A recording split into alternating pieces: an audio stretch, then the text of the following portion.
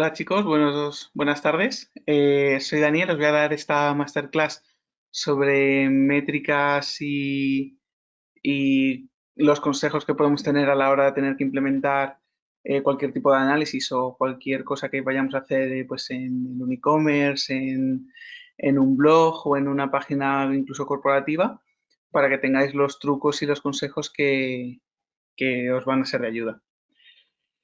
Entonces, el objetivo cuando hacemos cualquier análisis o cuando queremos tener un negocio, al final es buscar soluciones para los clientes que tenemos y buscar soluciones para nuestros propios, por ejemplo, empleados y usuarios que tenemos en la aplicación, ya no solamente encontrar nuevos usuarios. Entonces, con el objetivo de conocer todos estos puntos y poder enfocar mejor nuestro producto y nuestra estrategia online, os voy a dar unos tips, sobre todo herramientas fundamentales que os van a hacer falta para poder analizar un negocio y para poder analizar y al final chequear si la estrategia que estamos siguiendo online funciona o no y los sitios más adecuados o los sitios más importantes para realizar la medición o tener que extraer datos junto con esos indicadores que nos van a decir lo estamos haciendo bien o lo estamos haciendo mal. ¿Vale? Entonces, las herramientas que vamos a ver por un lado es Google Tag Manager y Google Data Studio. Todos conoceréis Google Analytics. Entonces, Google Tag Manager y Google Data Studio son herramientas que vamos a conectar y vamos a utilizar en conjunto con Analytics. Y lo que os voy a explicar es eso, cómo configurarlas y cómo usarlas y qué uso le podemos dar a esas herramientas. Y luego en la parte de conocimiento teórico, lo que vamos a intentar ver es qué es un KPI y qué KPI son los más importantes. Y luego, lo que más nos interesa, la parte del funnel de ventas, cómo poder optimizarla y cómo conocer o cómo saber los puntos débiles que tenemos en un funnel para mejorarlos. Entonces, lo primero que vamos a ver es Google Tag Manager. Google Tag Manager es, bueno, como el nombre dice en inglés, es un gestor de etiquetas. Da igual que, por ejemplo, Google Analytics os instala igual que el pixel de Facebook, es un pequeño fragmento de código que ponemos en la parte superior de una página para hacer acciones e interactuar con nuestra web. Este gestor de códigos lo que va a hacer es, perdón, este gestor de etiquetas va a ser como un cajón donde vamos a tener un montón de complementos. Es decir, dentro de este cajón podemos tener Google Analytics, podemos tener, por ejemplo, los píxeles de Facebook, cualquier herramienta de tracking, herramientas para hacer análisis, por ejemplo, de UX como mapas de calor, mapas de clics. También vamos a poder instalar herramientas de test A/B o incluso fragmentos de código personalizado de otro tipo de herramientas no tan estándar o de herramientas que desarrolle, pues, por ejemplo, nuestro departamento de tecnología. ¿Vale? La idea es que, por ejemplo, esto, una vez instalamos este código de Tag Manager, lo tenemos disponible en todo nuestro sitio web sin necesidad de volver a editar el código HTML, ¿vale? Que es muy útil tanto, por ejemplo, para webs que hagáis con WordPress o para webs custom, por ejemplo, una web corporativa, una aplicación, incluso una aplicación móvil, una aplicación tanto de Android como de iOS, ¿vale? Son componentes eso que podemos tener sin necesidad de tener que volver a tocar el código y de poder insertar todo tipo de complementos. También, pues, bueno, tiene otras ventajas en las que no vamos a entrar ahora, que por ejemplo son para optimizar la velocidad del sitio y para optimizar la carga de los componentes. Entonces, Google Tag Manager, ¿vale? Para cuando entréis a mirarlo y podáis saber un poquito de qué va, tiene básicamente tres componentes. Por un lado tienen las etiquetas, que son las cosas que vamos a instalar en nuestro sitio web. Por ejemplo, Google Analytics es una etiqueta, el pixel de Facebook es otra etiqueta, por ejemplo, también pues el seguimiento de conversiones de Google Ads es otra etiqueta, etcétera, ¿vale? Todo lo que queramos poner. Aquí, por ejemplo, os he puesto de ejemplos Google Analytics, Hotjar, A/B Tasty, en las que os he comentado de Google, el seguimiento de conversiones, etcétera.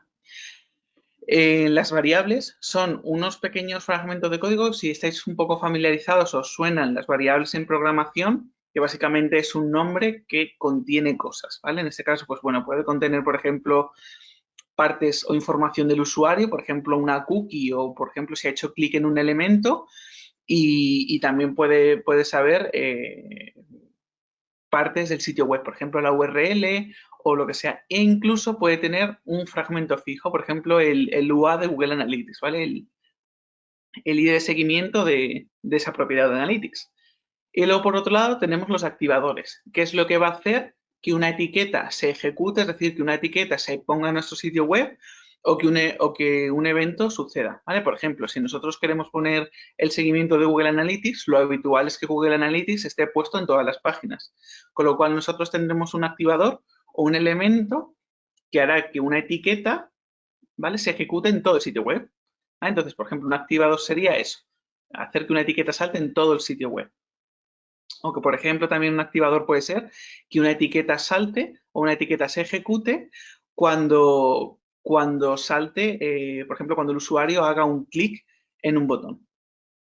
Se me ha olvidado comentar, al final de la masterclass tendremos unos 10-15 minutos, ¿vale?, para hacer preguntas. Así que todas las preguntas que os surjan os las podéis apuntar o las podéis ir dejando en el apartado de preguntas y las vamos resolviendo al final de la sesión.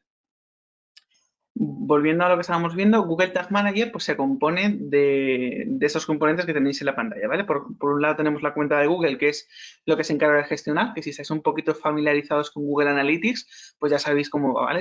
La cuenta de Gmail es la que accede a la aplicación de Tag Manager y pues nos permite gestionar los roles. Pues este usuario tiene permisos de lectura, este de edición, este tiene permisos de edición pero no para publicar el contenedor, es decir, para publicar las etiquetas, etcétera. Dentro de la cuenta yo puedo tener varios contenedores, ¿vale? Al igual que en Analytics, yo dentro de mi cuenta de Analytics puedo tener diferentes propiedades o sitios web, pues aquí es exactamente igual. Puedo tener distintos contenedores, ¿vale? Que cada contenedor tendrá un código de seguimiento y para cada contenedor podrá ir en un sitio web o aplicación. Es decir, si yo, por ejemplo, tengo una aplicación móvil, un sitio web, pues yo tendré dos contenedores, uno para mi sitio web y otro para la aplicación. Y cada uno pues tendrá pues, sus componentes y sus etiquetas. Y dentro del contenedor, pues tendré todas las etiquetas que sean posibles. Es decir, pues si quiero poner una etiqueta únicamente con Analytics, pues es una etiqueta. Y si quiero poner 50 con 50 complementos, pues 50, no hay ningún problema, ¿vale? Y luego, por supuesto, pues cada contenedor tenemos, por ejemplo, etiquetas como son, por ejemplo, Hotjar, K50 Tracking Tag, Lead Lab y, por ejemplo, LinkedIn, ¿vale? Que son, pues eso, etiquetas que nos permiten para cada una de esas aplicaciones hacer el seguimiento de pues, de las conversiones o de los eventos que tengamos. Vale, entonces, en la parte esta que estamos viendo, ¿vale? Lo que vemos son las etiquetas que tenemos, que por ejemplo pueden ser de Google Analytics, Google AdWords, ¿vale? Esta es la vista que vais a ver a la hora de configurarlo, ¿vale? Y nada, simplemente la configuración es súper sencilla, siempre os va a pedir que, por ejemplo, pongamos un ID, ¿vale? Que, por ejemplo, pues si tenemos el Google Analytics, lo que os va a pedir, pues es el ID de Google Analytics, el típico UA, los numeritos y el número final, y ya está, ¿vale? Entonces, luego lo que tenemos aquí es el siguiente punto, son las variables, ¿vale? Esta es la forma en la que vamos a configurar Google Analytics. Por ejemplo, tenemos aquí en la parte de Pages, pues tenemos el Page URL, el Page Hostname y el Page Path, pues que son eso, las páginas donde se encuentra el usuario y las páginas donde está el usuario, ¿vale? Son información que vamos a obtener de la página donde se encuentra el usuario. Luego en la parte de clics, pues tenemos información, es decir, esas variables contendrán información pues de los clics que haga el usuario. Pues por ejemplo, el tipo de elemento donde hace clic, pues si es un enlace, si es un botón, si es un div, etcétera. Luego tendremos pues las clases del elemento o el ID del elemento, etcétera, ¿vale? Estos al final son pues eso, información del clic que hace el usuario.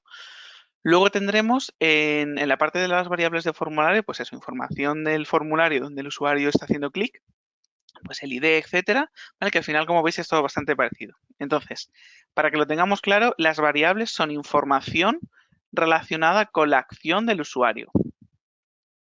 Luego en los activadores, lo que tenemos es pues eso, cuándo va a saltar esa etiqueta que hemos puesto. Es decir, por ejemplo, la etiqueta de Google Analytics, lo que queremos es que salte cuando vemos una página, es decir, cada vez que se vea una página. Es decir, entonces tendremos un activador de página vista, luego tendremos un activador de clic o un activador de que se envía un formulario. ¿Vale? Entonces, los activadores son lo que dicen cuando una etiqueta tiene que ejecutarse. Luego el siguiente componente que vamos a tener fundamental cuando vamos a hacer un análisis de datos o cuando queremos ver información es una herramienta para poder interpretar esa información, ¿vale? Por ejemplo, la herramienta que vamos a utilizar o la herramienta más potente o adecuada para un análisis con Google Analytics es Google Data Studio. Google Data Studio es una herramienta online, ¿vale? También gratuita, que podremos utilizar y conectar todas las fuentes de datos que tengamos, que por ejemplo, pues eso, Google Analytics, Google Ads, Search Console, cualquier métrica que tengamos, por ejemplo, pues eso, de Facebook, de LinkedIn, de etcétera. Incluso podremos subir o analizar información que tengamos en una hoja de cálculo de Google, ¿vale? Luego, lo que podremos hacer, ¿vale? Aquí os he puesto una regla mnemotécnica para que sea sencillito de entenderlo.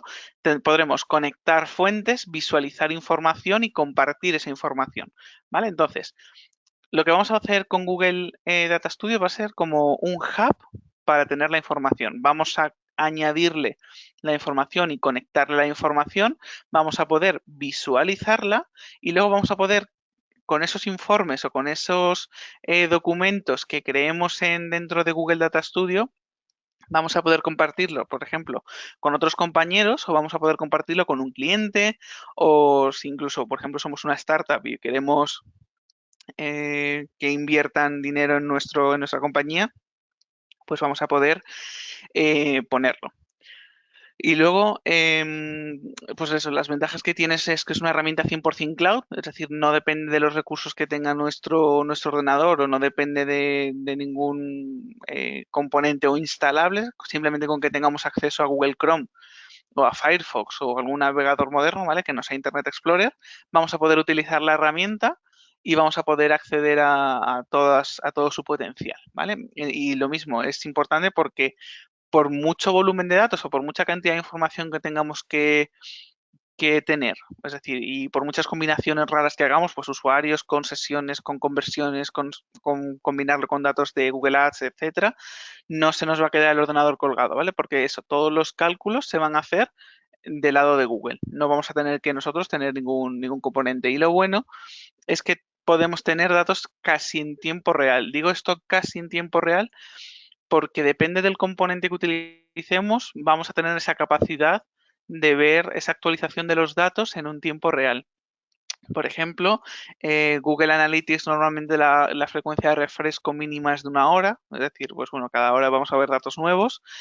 Y por ejemplo, otros en las hojas de cálculo por ejemplo, de Google Sheets sí que es al momento. Y en otros componentes que, por ejemplo, hagamos de una llamada a la API, pues sí que lo vamos a poder ver de forma instantánea, pero otros no, ¿vale? Pero bueno, en general sí que tiene la capacidad de traerse datos en tiempo real siempre y cuando la fuente o el sitio desde donde me traiga los datos tenga esa capacidad.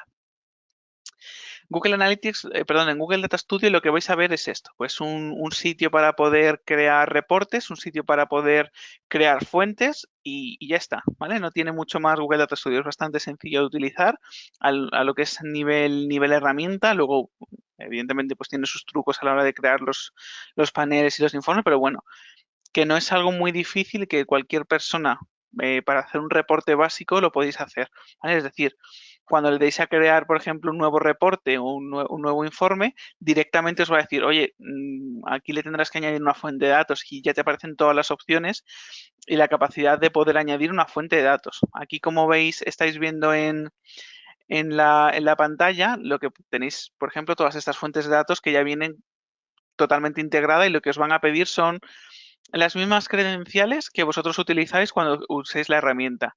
Por ejemplo, en Google Analytics, ¿vale? Que va a ser, repito, la más habitual y lo más normal de analizar en vuestro caso.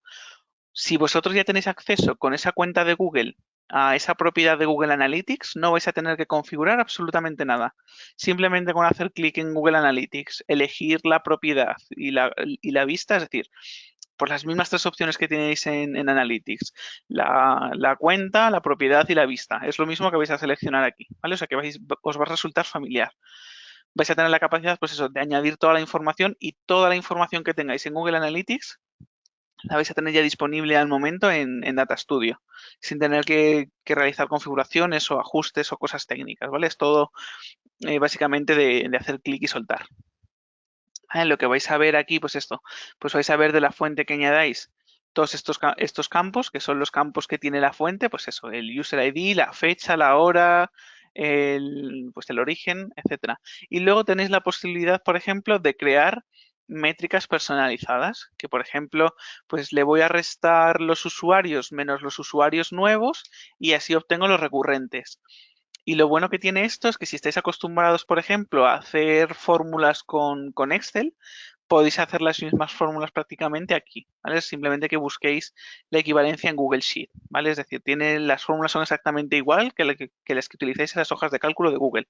O sea que es muy sencillo y esta herramienta no está pensada para que tengáis que tener pues una formación específica en, por ejemplo, en Big Data o en inteligencia de negocio para utilizarla, sino que cualquier persona acostumbrada al uso de Excel lo va a poder utilizar sin mayor problema.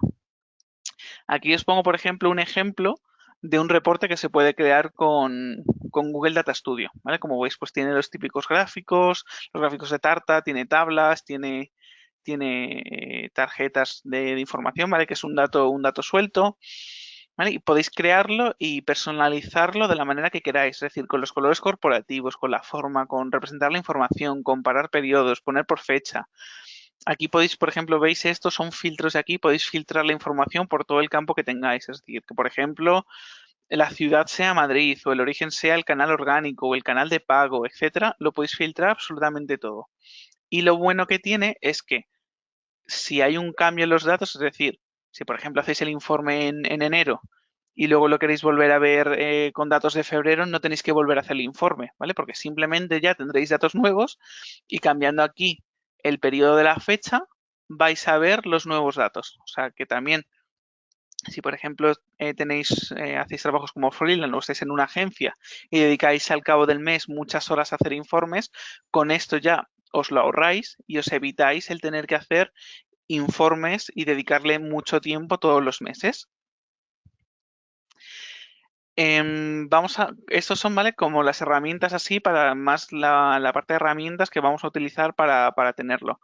Tenéis en tanto la documentación oficial de las herramientas de Tag Manager como Data Studio, tenéis muchísimos tutoriales y muchísima información para poder configurarlo paso a paso. Como ya sabéis, el objetivo de Google es que cualquiera pueda utilizar sus productos y cualquiera pueda acceder a su información y tenéis documentado absolutamente todo y es muy fácil. Aparte, por ejemplo, en YouTube tenéis muchísimos vídeos de cómo configurarlo y 1000 ejemplos y también tenéis, por ejemplo, en Data Studio informes ya hechos que simplemente tenéis que poner vuestra fuente de datos, ¿vale? Lo que os decía, pues iniciáis sesión en Google Analytics y elegir vuestro Analytics en lugar del Analytics de ejemplo y ya tenéis todo el informe con vuestra información.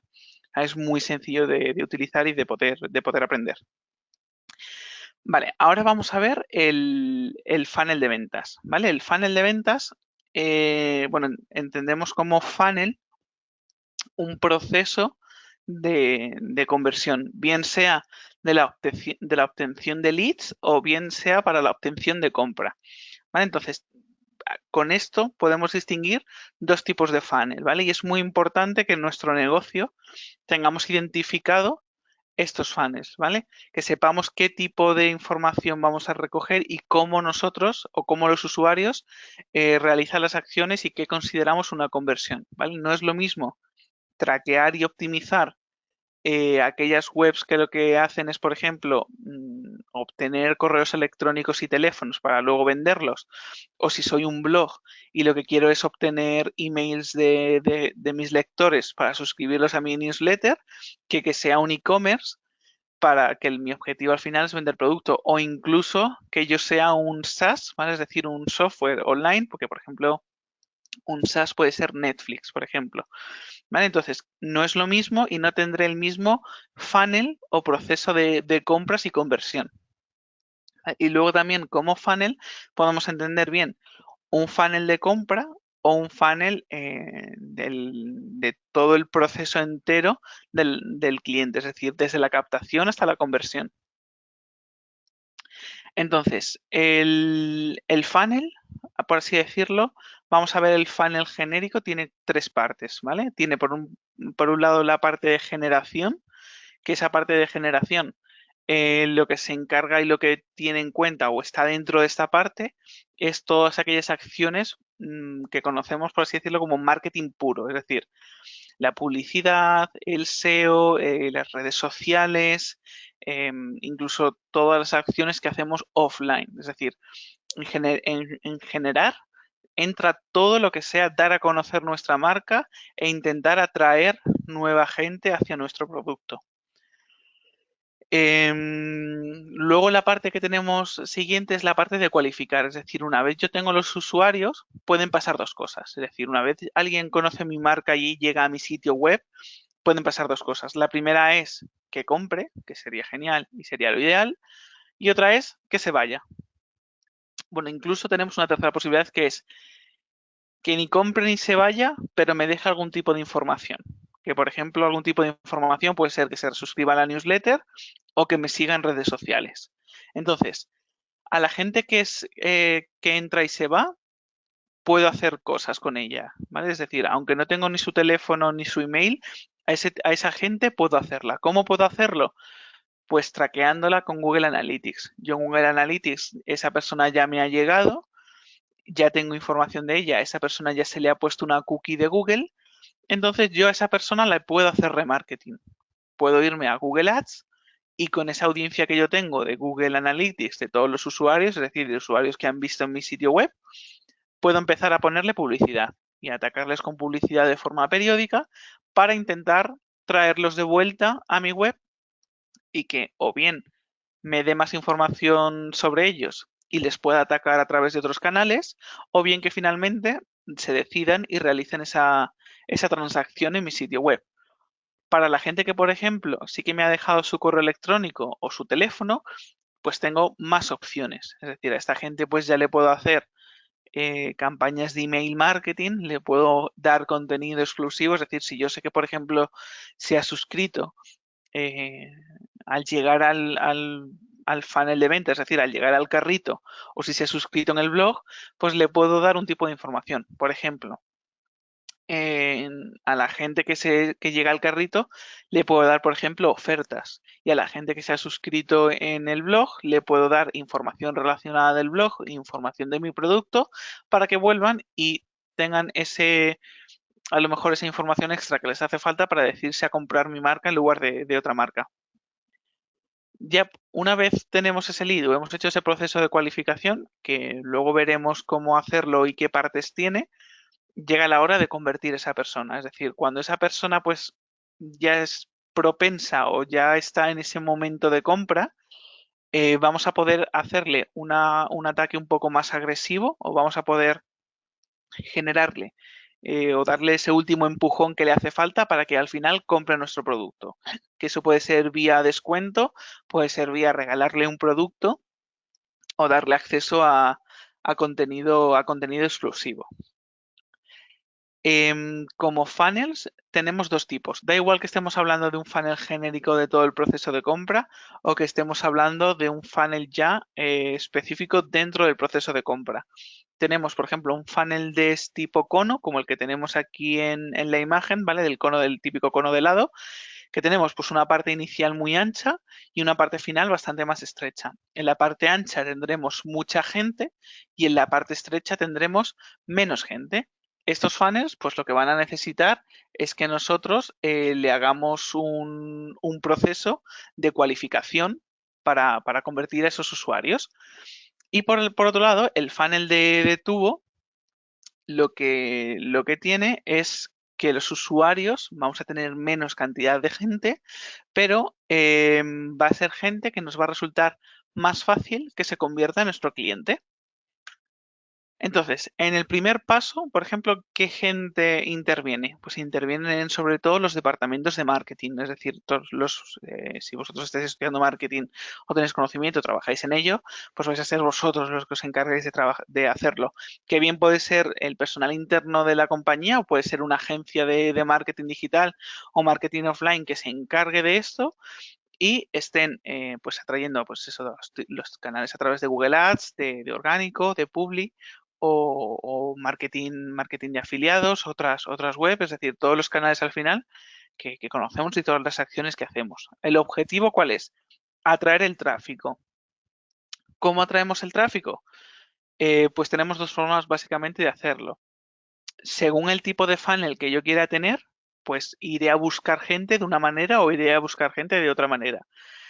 Si yo tengo más presupuesto de captación o más capacidad, o soy mejor haciendo captación que haciendo esa conversión o ese nurturing, pues voy a dedicar todos mis esfuerzos o gran parte de mis esfuerzos a traer mucha gente a mi sitio web.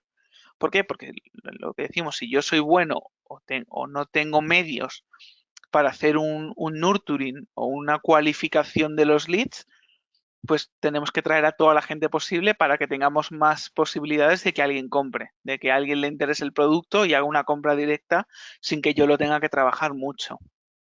Entonces, aquí lo que hacemos es pues muchas campañas de adquisición vía display, muchas campañas agresivas de búsqueda y luego muchas campañas de social media. Si yo, por el contrario, no tengo mucho presupuesto para hacer la captación o no tengo presupuesto y tengo que tirar de canales, por ejemplo, como el social media, que ya sabemos que es gratis, es decir, no tengo que pagar por usarlo, tiene coste a nivel esfuerzo y a nivel horas de dedicación, pero no tiene coste directo económico. Lo mismo que el SEO. El SEO, por así decirlo, es gratis, pero le tengo que dedicar tiempo. Entonces, con el social media y con el SEO sí que es algo más lento y que vamos a atraer menos gente, pero sí es cierto que esta gente que viene es una gente muy cualificada y gente que está probablemente bastante interesada en mi producto. Entonces yo voy a tener que dedicar menos esfuerzos o voy a tener que dedicar o voy a hacer un trabajo a posteriori de conversión o de cualificación más sencillo pero más trabajoso de hacer. Vale, aquí os he puesto, por ejemplo, que en el funnel de cono, pues el coste por lead es bajito, es decir, me entra mucha gente, pero luego esa gente la tendría que trabajar muchísimo. Son no cualificados y la conversión es baja. La conversión es baja también principalmente porque a mayor gente que entre, si yo tengo el mismo número de ventas, por porcentaje o por tasa es menor. Y el funnel de tubo es eso, me cuesta, por así decirlo, tengo menos leads, ¿vale? Es decir, me cuesta más dinero en relación a traerlo, pero la cualificación y la calidad sobre todo de ese lead es bastante más alta. Por ejemplo, para que tengáis ejemplo, tendríamos como lead o fuente de cono, pues la publicidad es sin discriminar y comprar bases de datos. Y la parte del funnel de tubo, pues sería más el de yo me genero mi propia base de datos o hago acciones, por ejemplo, pues de afiliados. Luego, el siguiente paso que tenemos es la parte de nurturing y cualificación. En esta parte lo que sí es muy importante es medir absolutamente todo lo que hace el usuario, es decir, que traqueemos todos los clics a ser posible, que le sigamos en redes sociales, que estudiemos muy bien el comportamiento que tiene nuestra audiencia, que sepamos qué publicaciones, por ejemplo, en redes sociales son las que más gustan y las que tienen más likes.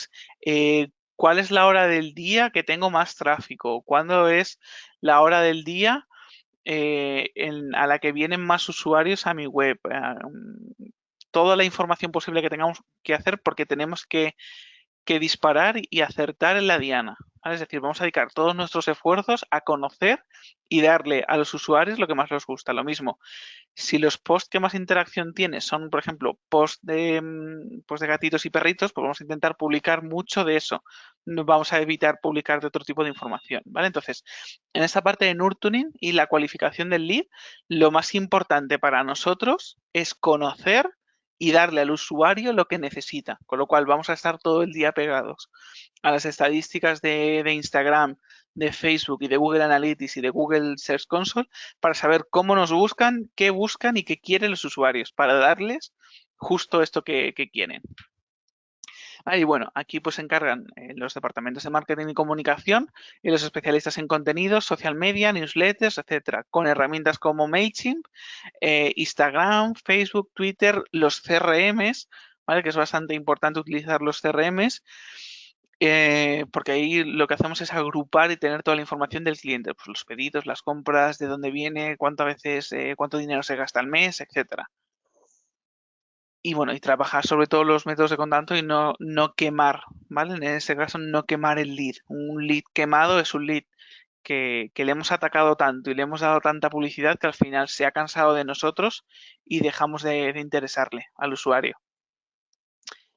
Luego en la parte de conversión lo que tenemos son perfiles pues más, por así decirlo, más técnicos o más enfocados, que son los de UX y CRO, y luego los típicos perfiles de comerciales, ¿vale? En función del modelo que tenga, es decir, si por ejemplo soy un e-commerce, a no ser que sea un e-commerce grande, no es habitual que tenga un perfil de comercial, de una persona que esté atendiendo por teléfono o vea a la gente. Si por ejemplo soy una escuela y sí que necesito pues un apoyo o ver físicamente a la persona, pues sí que tendrá más peso en la parte de conversión, pues ese perfil comercial, esa persona que habla con los usuarios y les explica pues de qué va el producto.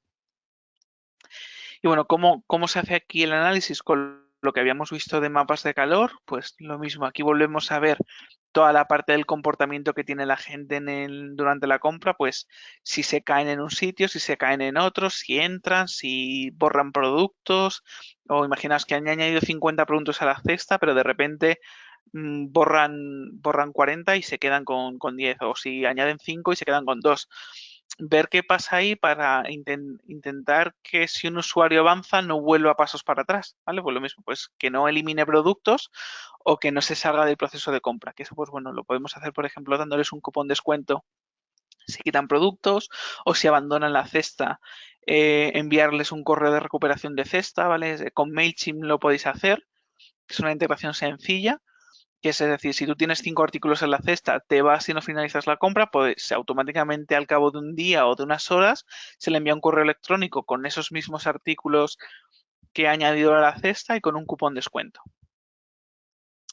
Luego lo que decíamos, ¿vale? Eso es más enfocado al funnel genérico de la compra. Esto que vamos a ver es más el funnel de la conversión y el funnel de la compra.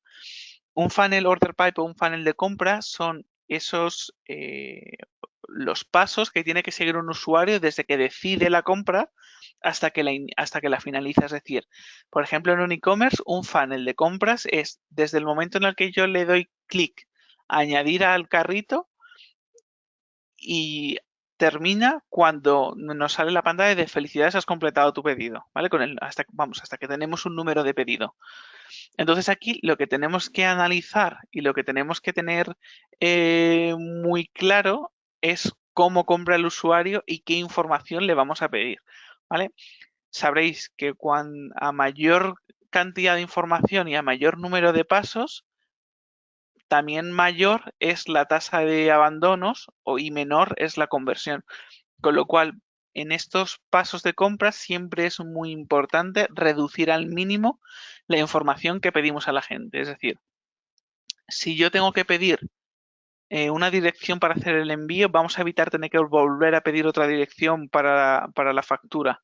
Vamos a permitir que se complete el campo únicamente marcando un check, que esto lo habréis visto y es bastante habitual en los procesos de compra. O vamos a evitar, por ejemplo, pedir información innecesaria. Es decir, si yo estoy comprando un disco, pues, por ejemplo, un caso absurdo es pedirle la talla de zapatos. ¿Vale? Entonces, si un usuario ve que le pedimos información que no tiene mucho sentido, va a abandonar el proceso. Y esto lo vamos a poder ver y lo vamos a poder comprobar, por ejemplo, con la herramienta de Hotjar o SmartLook que tenéis puesto al principio del PPT. ¿Vale? Con esas herramientas lo que nos permiten es grabar y ver qué hace el usuario en nuestro sitio web y qué es lo que le ha causado que se vaya. Pues vamos a ver si, por ejemplo, llega el proceso de facturación y se va y abandona el proceso de compra ahí, pues tenemos claro que ahí tenemos un problema y es un proceso que tendremos que mejorar y reparar. Todo esto, ¿vale? Está muy bien y es necesario conocer dónde están los problemas y qué medir, perdón, y cómo medirlo, pero primero tendremos que saber cómo medir. Y saber cómo medir lo hacemos con los KPIs, ¿vale? Los KPIs vienen del inglés de Key Performance Indicators, que son, pues eso, indicadores claves para mi negocio, ¿vale? Es decir, son aquellas métricas estratégicas que son, pues eso, necesarias para que yo en mi negocio pueda saber si algo funciona o no funciona. Si yo soy un e-commerce, para mí es útil saber por ejemplo, el número de usuarios que entran o el número de clics que hay que hacer para completar una compra, pero por ejemplo, no es útil para mi negocio, por ejemplo, cuántas veces se enciende la luz del baño de la oficina, ¿vale? Entonces, los KPIs son aquellas informaciones que son cores para mi negocio. Que, por ejemplo, os pongo los ejemplos para los 3 modelos más habituales de negocio que podemos encontrarnos. Nos podemos encontrar, por ejemplo, con modelos que son full online, que son aquellos modelos que son única y exclusivamente de compra online. ¿Cuál es un modelo, por ejemplo? El que hemos puesto antes, el de Netflix. Netflix es un modelo completamente online.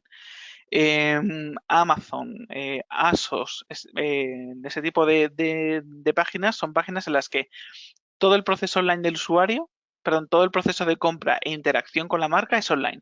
Desde el momento en el que conoce la marca, por ejemplo, a través de un anuncio, hasta el modelo, perdón, hasta el momento de usar la propia aplicación e incluso sí, bueno, de utilizar de comprar y utilizar la aplicación.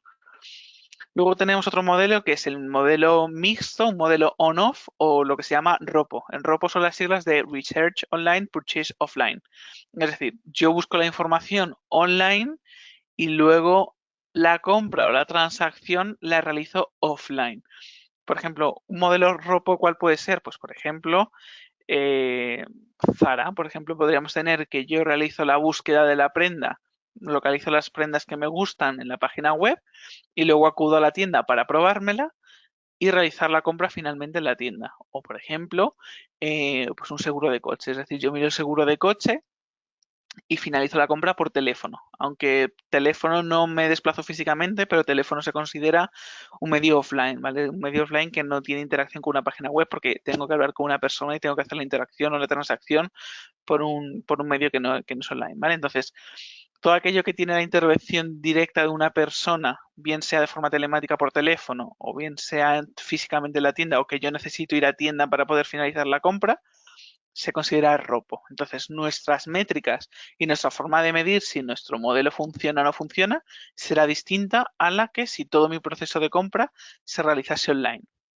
Y luego, por supuesto, tenemos el modelo off, o sea, que el modelo en el que como mucho pues tenemos la información básica del negocio, pero que toda la transacción y todo la búsqueda del producto se realiza offline. ¿Cuál puede ser el ejemplo? Pues, por ejemplo, una peluquería. Yo en la peluquería sí que puedo consultar el horario, tengo el teléfono para, pues si quiero pedir cita, pero no voy ni a mirar el corte de pelo que quiero ni a hacerle el pago online. Voy a ir a la tienda, perdón, voy a ir a la peluquería, le voy a decir el corte de pelo que quiero y voy a pagar allí. Y voy a conocer el precio del servicio cuando estoy allí. ¿Vale? Entonces aquí lo que vemos es que lo más importante es que sepamos cómo tenemos ese dato y cómo es nuestro usuario y los tipos de KPIs que tenemos que emplear en cada negocio.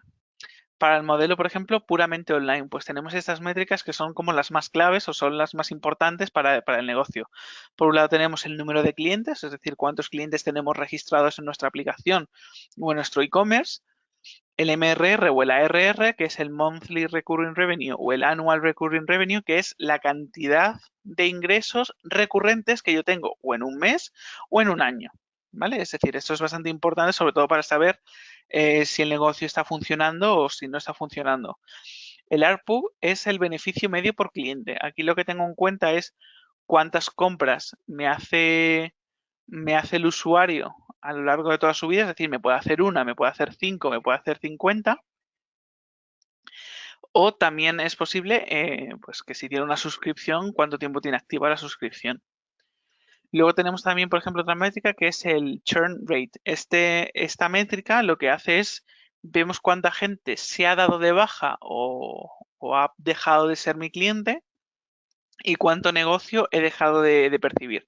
Eso es bastante más habitual en SaaS, es decir, en servicios online y aquellos servicios que tienen suscripciones, que en un e-commerce, porque al final tú en un e-commerce haces una compra y te vas. Por ejemplo, si yo tengo un e-commerce y sí que ofrezco una suscripción a mi e-commerce, por ejemplo, para los gastos de envío, como tenemos el equivalente en Amazon, por ejemplo, el Amazon Prime, pues ellos sí que tendrían la métrica del churn rate para saber si está viendo bien o si no está funcionando la suscripción. Pero, por ejemplo, para las compras normales que no tienen una recurrencia, esta métrica no aplica.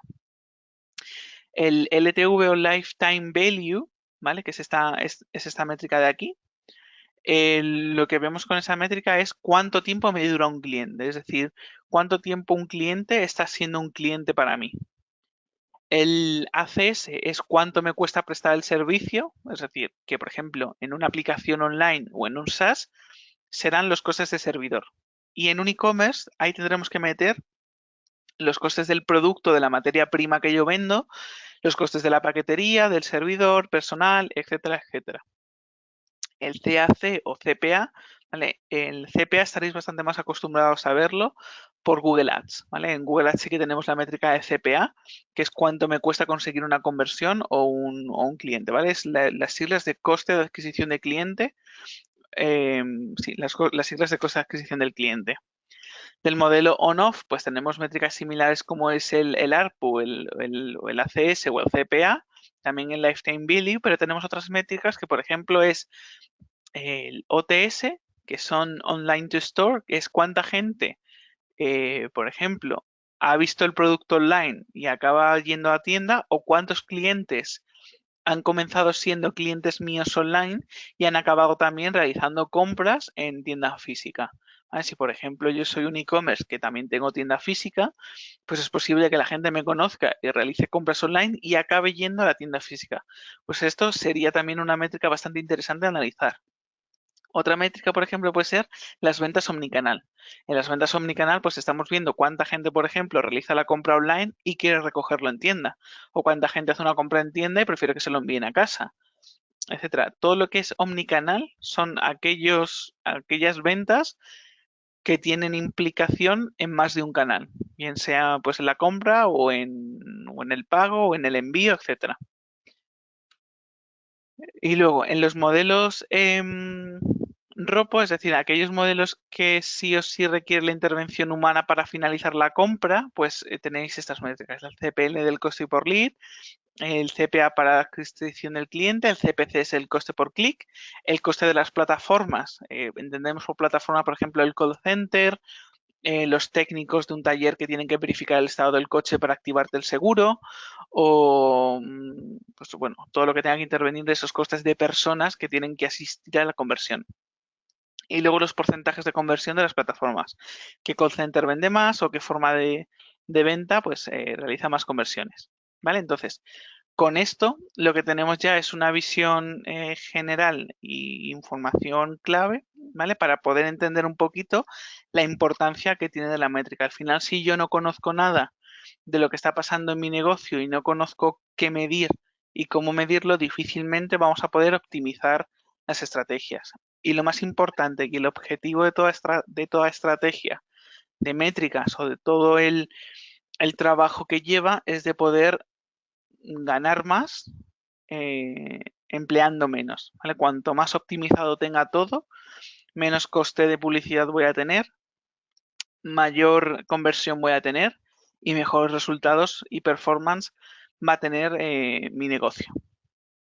¿Vale? Entonces, ahora si os parece, dejad todas las preguntas que tengáis en el apartado de preguntas y las vamos resolviendo una a una. A ver, que os voy a ir abriendo el apartado de preguntas.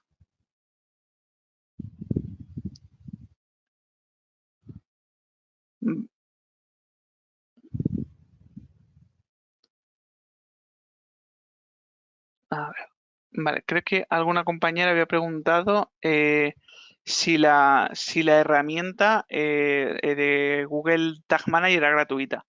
Sí, la herramienta Tag Manager es una herramienta completamente gratuita.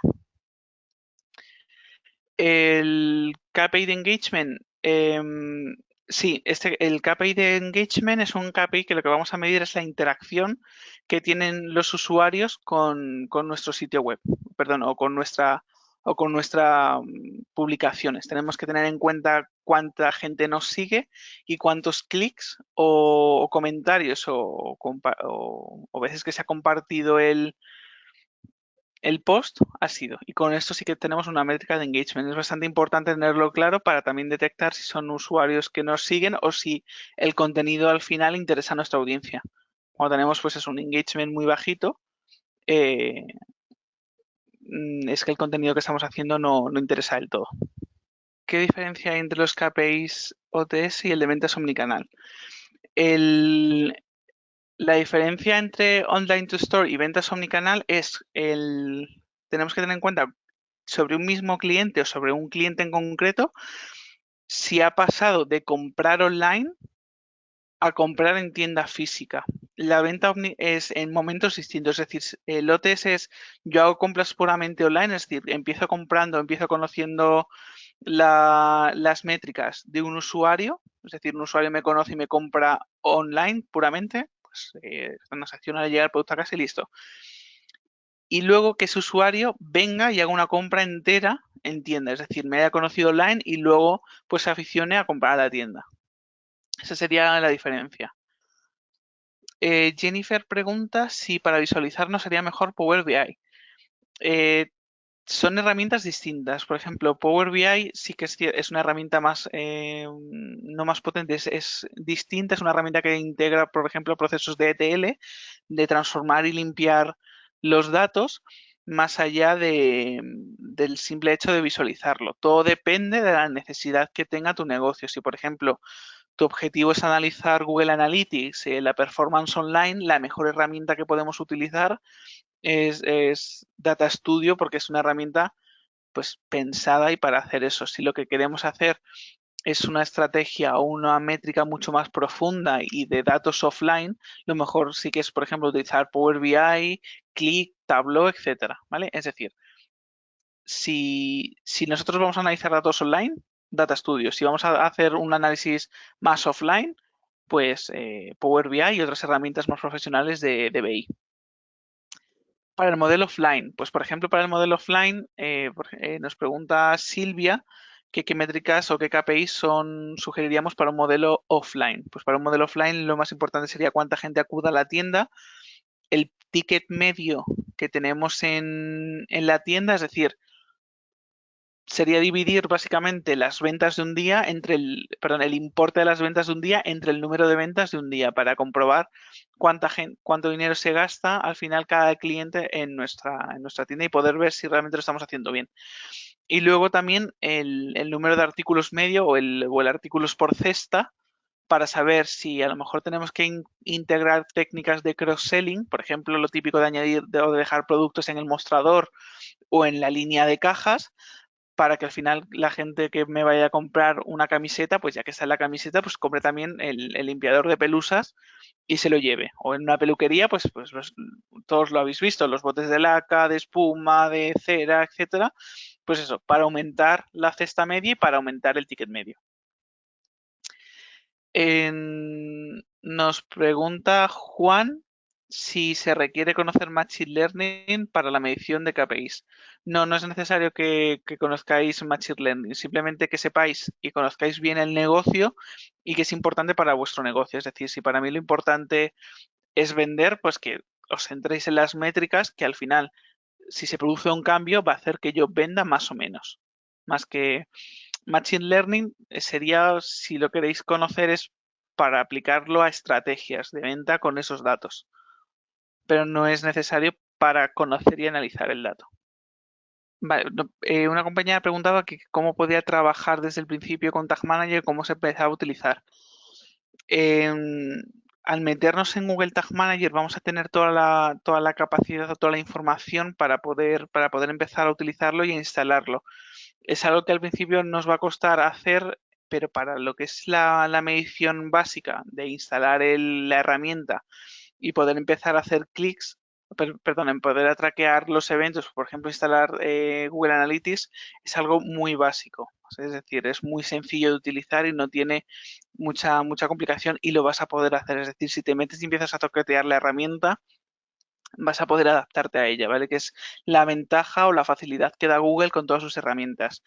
La interfaz es muy similar entre todas ellas y si estás acostumbrada pues, a trabajar con Gmail, con Google Docs, etcétera, te vas a acostumbrar muy rápido a utilizarlo y no tiene realmente mucha complicación para utilizarlo. Y cualquier duda que tengas a nivel del uso de la herramienta, vas a poder, o sea, tienes tutorial para absolutamente todas las acciones que tiene del propio Google, formas de configurarlo paso a paso.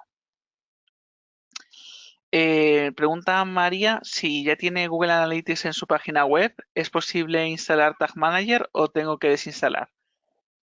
Pues mira María, esta es bastante buena pregunta. Tienes dos posibilidades. Bien es que instales Tag Manager, pero no instales Analytics a través de Tag Manager. Y otra posibilidad que tienes es que instales Tag Manager e instales Analytics a través de Tag Manager. Entonces con esto lo que haces es pues, evitar tenerlo duplicado. Pero lo suyo y lo ideal sería que instalases Tag Manager e instalases Analytics a través de Tag Manager, eliminando y desinstalando el plugin que tengas en WordPress de Analytics. ¿Vale? Sí, pues eso. Al final va a ser bastante más óptima el análisis que hagas con Tag Manager o la forma de hacer el análisis y también sobre todo la performance que va a tener el sitio web que teniendo directamente el código. Lo que no tienes que hacer nunca, ¿vale? Es tenerlo de las dos formas a la vez. Es decir, tener Analytics y tener Tag Manager con la etiqueta de Google Analytics, ¿vale? Porque vas a estar midiendo dos veces y vas a tener dos veces corriendo el código de Analytics y enviando dos veces el mismo dato. Cristian nos pregunta si para utilizar los dashboards de Analytics no sería, o sea, si utilizar los dashboards de Analytics no sería suficiente o es mejor Data Studio. La diferencia entre Analytics y Data Studio es que Analytics es bastante más limitado y no te permite crear ni combinar información. Es decir, pues si tú tienes el gráfico de usuarios, pues tienes el gráfico de usuarios y el gráfico de sesiones, pues el de sesiones. Y no puedes combinar, es decir, por ejemplo, no podrías tener un gráfico lineal para combinar usuarios con conversiones, con sesiones, al final con todo lo que tú quieras y dividir, por ejemplo, por países. Es decir, Data Studio lo que te da es ese plus de personalización y customización. Todo depende también de tus necesidades. Si tú lo único que quieres es conocer cuánta gente visita tu página o cuántas visitas tiene una página en concreto, pues con Google Analytics es más que suficiente. ¿Vale?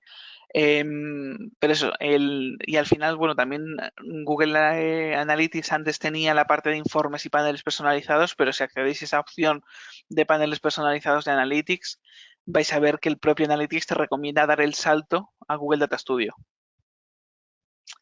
Ignacio nos pregunta, para familiarizarse con el entorno de Google Data Studio, ¿habría alguna manera de practicar con estas herramientas sin tener una web o negocio propio?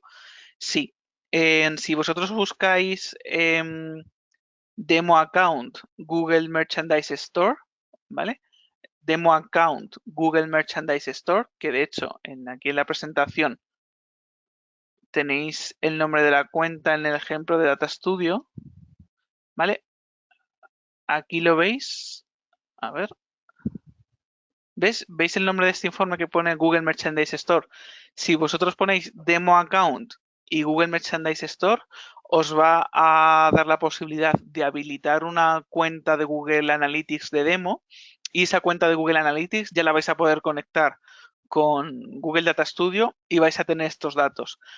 Si también directamente accedéis a Data Studio, tenéis informes y paneles de prueba con información de prueba que podéis utilizar. Así también podéis toquetear y poder hacerlo. Pero bueno, para practicar todo el proceso de conectar fuentes de datos, lo mejor es que os deis de alta o pidáis el acceso a esta cuenta de demo de Google Merchandise Store y lo conectéis desde el principio. ¿Que no queréis practicar de momento con la conexión? Si creáis un informe a partir de una fuente de datos de prueba, ¿vale? Que lo vais a ver. Os vais a fuentes de datos y tenéis fuentes de datos de prueba. Pues ahí podréis acceder a la fuente de datos y crear un informe con esos datos de mentira. ¿Vale? Pues si tenéis cualquier otra duda adicional, podéis contactar con el departamento de contenidos de IMF, ¿vale? Para hacer llegar esa pregunta y les intentamos responder por correo electrónico. Y, y nada más que daros las gracias por haber acudido a la sesión y haber compartido este rato pese a los problemas técnicos. Espero que hayáis disfrutado de la sesión y os tengáis un poquito más la cabeza pensando en métricas. Vale, pues nada chicos, muchísimas gracias por venir y muchísimas gracias por atender. Hasta luego, muchas gracias.